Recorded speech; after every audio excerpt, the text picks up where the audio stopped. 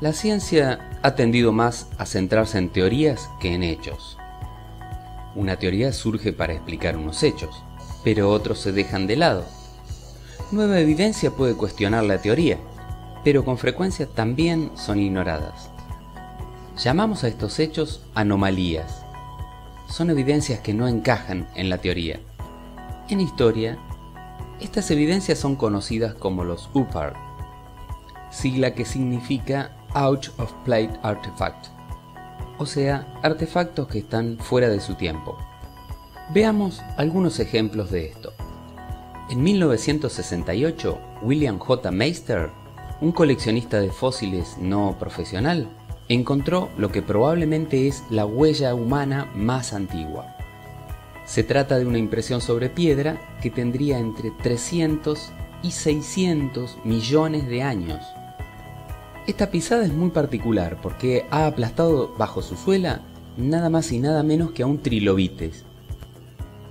Los trilobites pertenecen a un orden extinto que floreció hace más o menos 320 millones de años y se extinguió por completo hace 280 millones de años.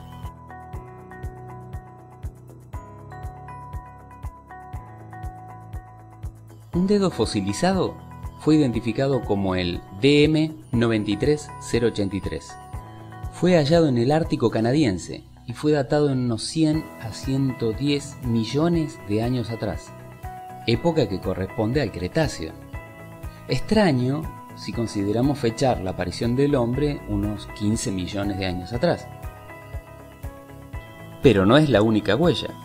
En 1908, cerca de Glen Rose, Texas, se descubrieron huellas de manos y pies de homínidos gigantes, que tendrían aproximadamente 4 metros de altura, mezcladas con huellas de dinosaurios. Su datación, 120 a 130 millones de años. Pero estas huellas no son exclusivas del continente americano, se han encontrado en los 5 continentes. En 1934, en Texas también, se encontró un martillo incrustado en el interior de la roca. La madera de su mango se encontraba petrificada y la cabeza de hierro fundida a la roca en la que estaba alojado. Ante la terrible posibilidad de que el martillo haya sido construido antes de que la roca se formase, se especula entre 140 y 500 millones de años. Los científicos decidieron olvidar esta anomalía en un museo de Somerville.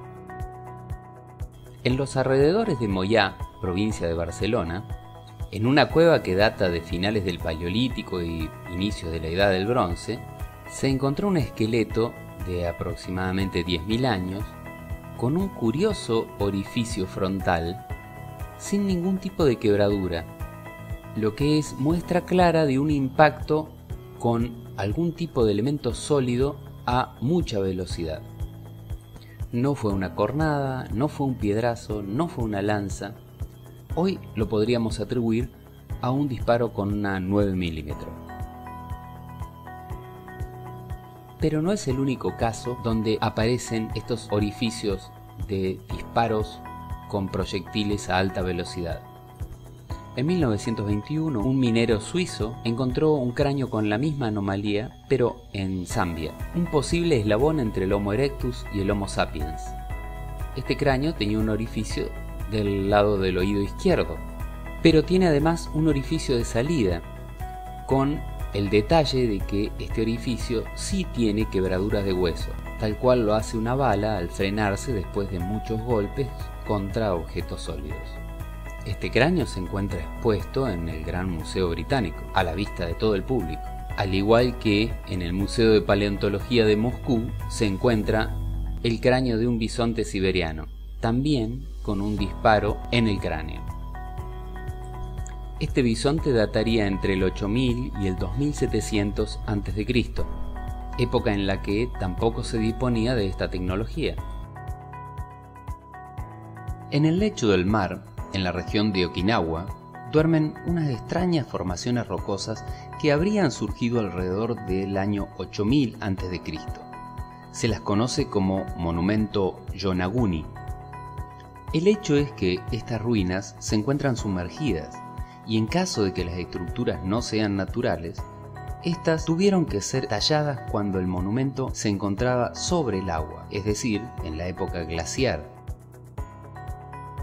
En las cercanías también se ha encontrado lo que se conoce como la piedra Roseta de Okinawa.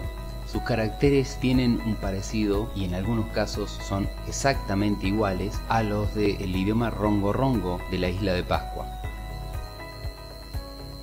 En 1851, en Dorchester, Massachusetts, durante una operación de minado, fueron arrancados de la roca dos partes de un vaso que medía 11,3 centímetros de alto. Era de aleación de zinc con una fuerte proporción de plata, según lo que parece decorado con mucha delicadeza, y su antigüedad se estima en 100.000 años. En aquella época, 1851, viajó de museo en museo y luego desapareció.